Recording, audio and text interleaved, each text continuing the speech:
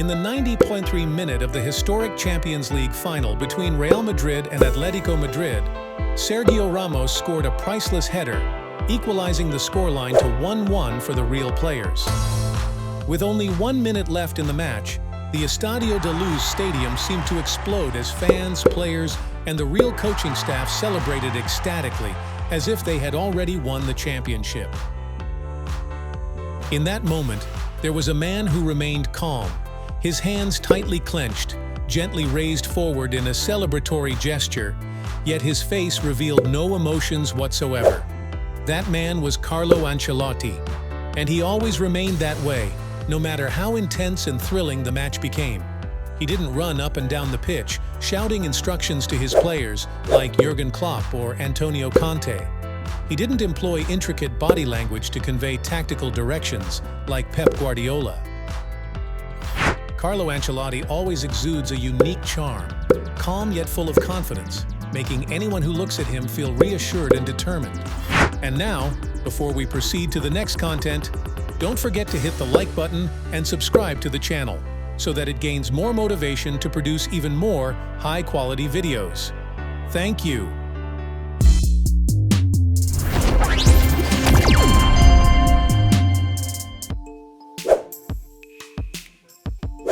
Carlo Ancelotti was born on June 10, 1959 in Reggiolo. Nicknamed Carletto, he is a former Italian football player and currently the coach of Real Madrid.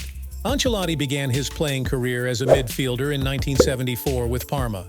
In 1979, he moved to AS Roma. During his 8 years with Roma, he won one Serie A championship in the 1982-1983 season and secured the Coppa Italia title 4 times. From 1987 to 1992, he played for AC Milan. During his time there, he won 2 Scudetto titles in 1988 and 1992, 2 consecutive UEFA Champions League titles in 1989 and 1990, and 2 UEFA Super Cup titles in 1989 and 1990. He played alongside many famous players such as Paolo Maldini, Franco Baresi, Mauro Tassotti, and Alessandro Costacurta in the defense, Frank Rijkaard, Ruud Gullit, and Roberto Donadoni in midfield, and Marco van Basten in the forward line. At the national team level, Ancelotti played 26 matches for the Italian national team and scored 1 goal. He participated in 2 European championships with the national team in 1980 and 1988, but his role was not particularly prominent. Ancelotti had 26 appearances for the national team before announcing his departure in 1991. He scored his only goal for the Italian national team in a 1-1 draw against the Netherlands on January 6, 1981, during the Mundialito 1980 tournament, a small-scale competition held among previous World Cup winning teams in Uruguay. Afterwards, he participated in the FIFA World Cup 1986 and 1990, as well as the UEFA Euro 1988, where the Italian national team reached the semi-finals.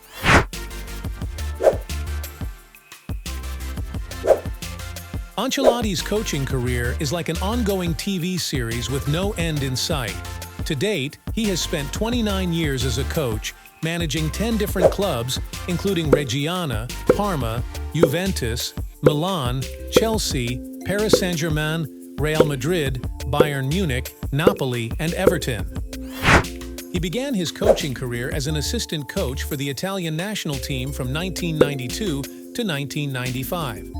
On July 1, 1995, he started his coaching journey with the small club Reggiana. In his first season, he helped the team secure promotion to Serie A. In 1996, he moved to Parma, where he guided the club to a second-place finish in Serie A in the same year and stayed there for 2 seasons. From 1999 to 2001, he moved to Juventus, replacing the highly successful Marcello Lippi.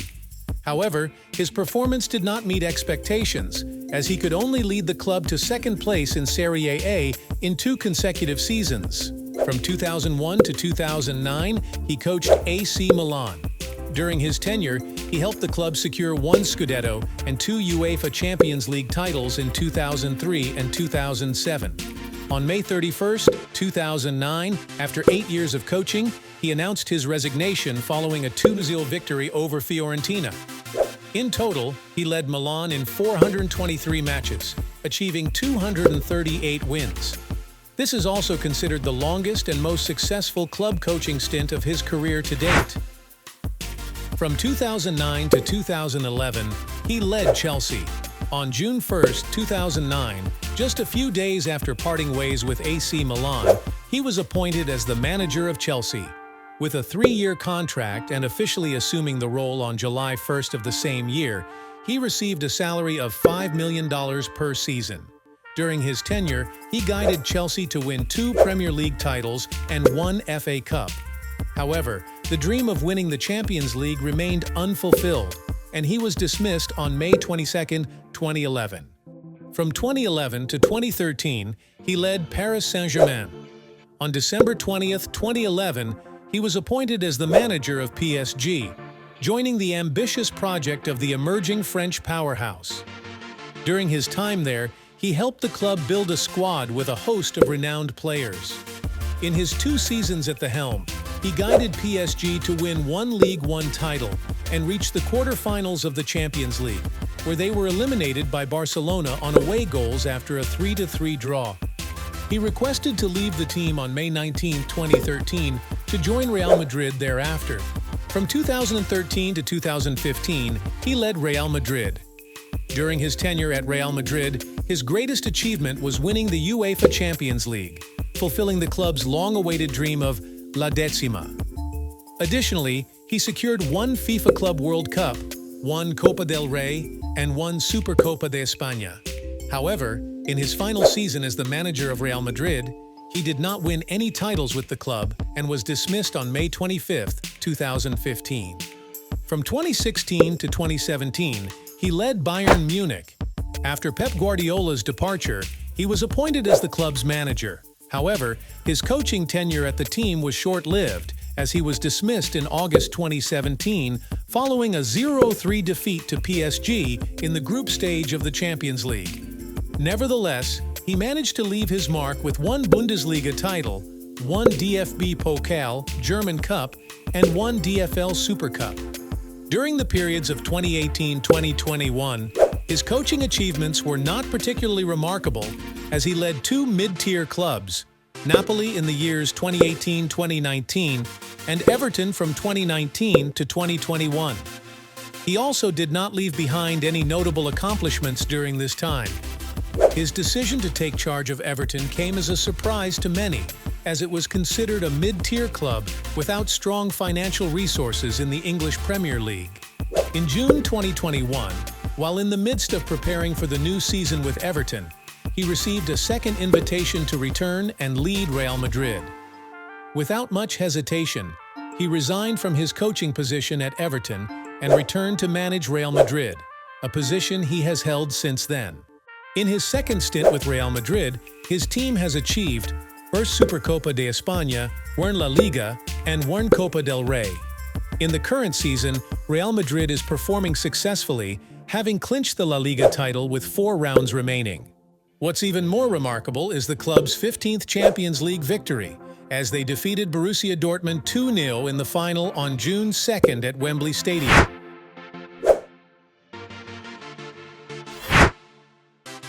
In his 29 years of coaching, spanning over 10 different clubs, there are 2 steadfast principles that have always accompanied Ancelotti and have played a significant role in shaping his coaching style to this day. The first principle is, there is no tactic more important than the players themselves. The second principle is, there is no tactic more important than the club's owner.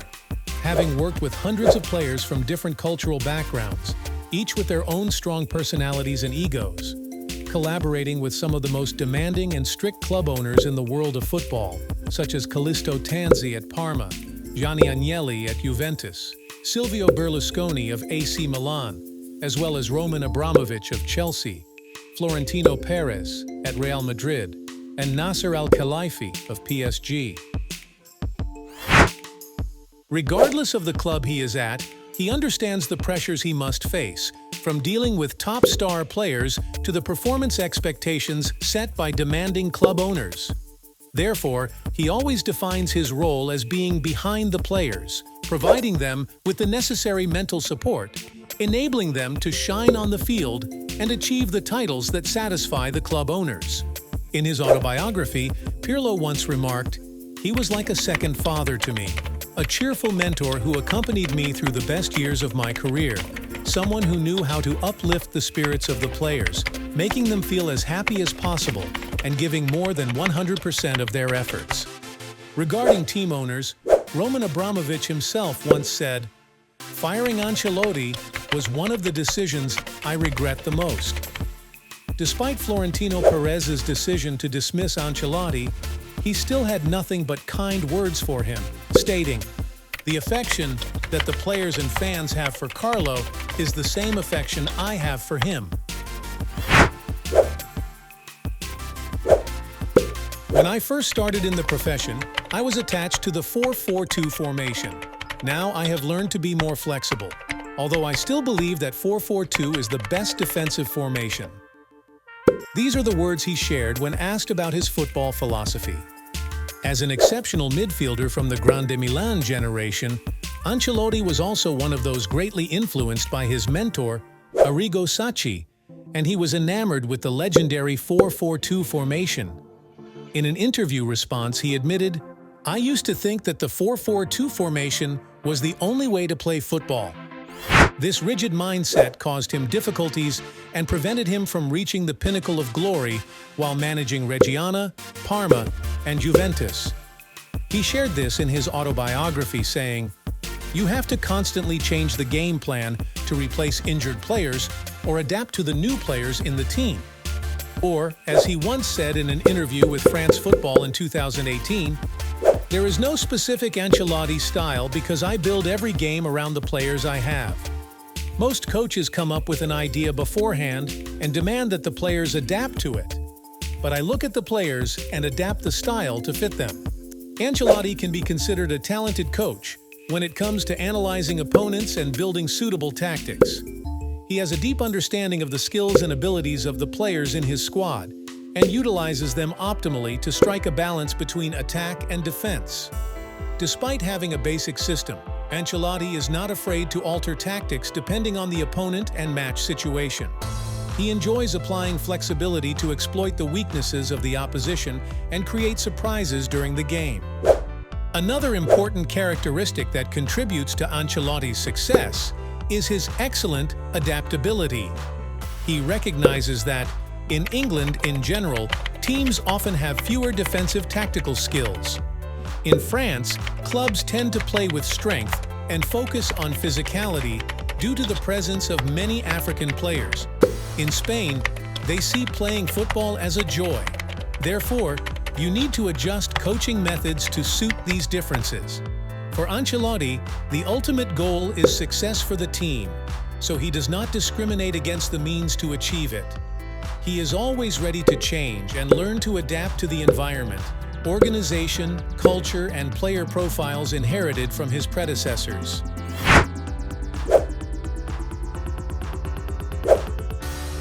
In addition to his tactical acumen, Ancelotti is also a coach with excellent leadership and management skills in the dressing room. This is considered as his secret weapon, which has contributed to his success and longevity in the profession until this day. Ancelotti is skilled at creating a positive training environment and fostering player development. He often listens to the opinions of his players, allowing everyone in the team to express their viewpoints and making them feel like they are involved in designing the team's vision and strategy.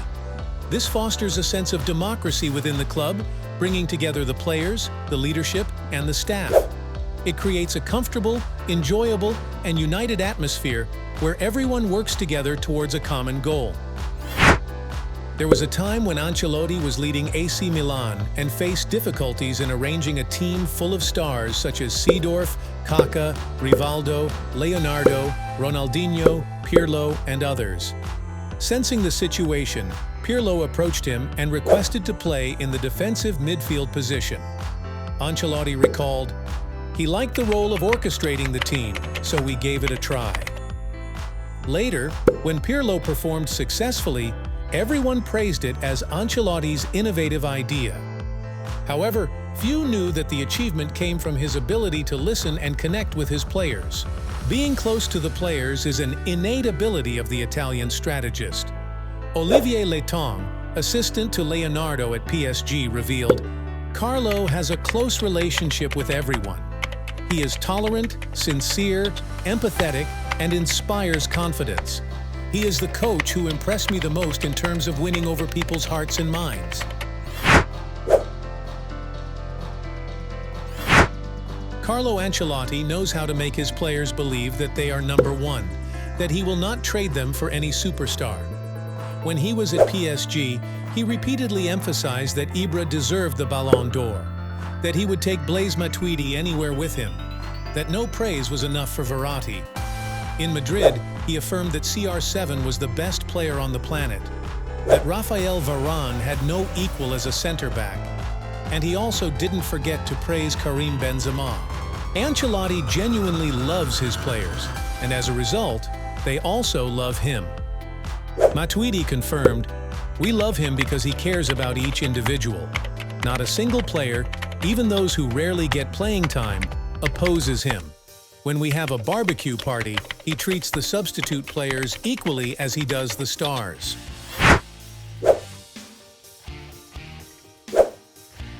Not only is he humble, composed, and reserved, but behind that persona lies a courageous figure, particularly adept at controlling emotions.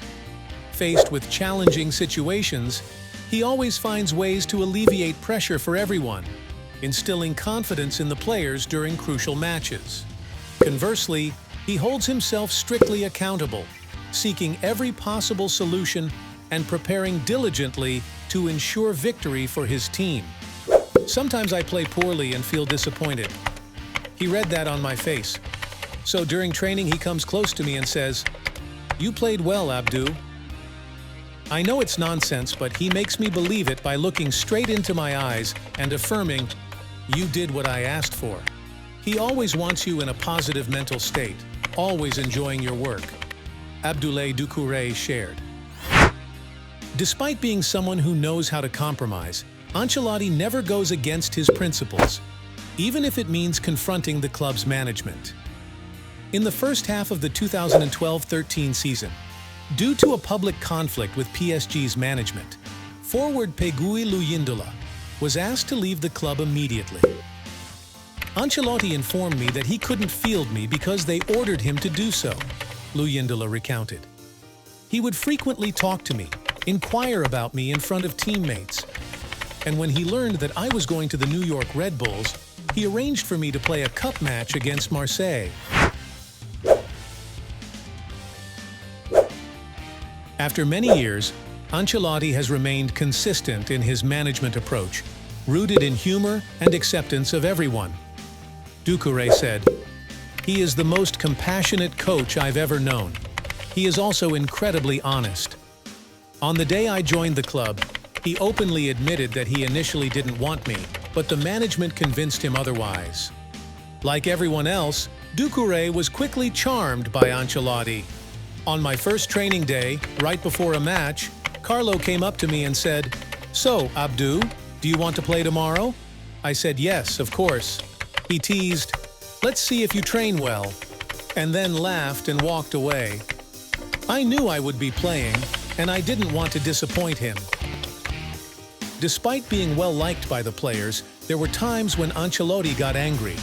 Only once at PSG. He lost his temper with Ibra after the match against Troyes when he shouted in our faces, "His 5-year-old sons play better football than us," even tearing his jersey in frustration. Carlo's face turned red and he said, "Zlatan, shut up." He then demanded that he leave the dressing room. Ibra complied. Just 3 minutes later, Carlo went to meet him privately, and somehow mysteriously, Zlatan had arrived before us and apologized. Carlo then said, "Ibra's apology deserves a round of applause." And we did just that. Both sides felt at ease afterward. Carlo Ancelotti can be considered a special case in the world of football. His accomplished career, achievements, personal character, and professional perseverance will always serve as a shining example for generations of players and coaches to follow. It is his humble attitude, eagerness to learn, honesty, and sincerity that have contributed to his success today. What are your thoughts on this great coach? Please leave your comments in the comment section, and don't forget to like and subscribe to not miss out on exciting content in the future. Thank you for watching the video, and have a wonderful day.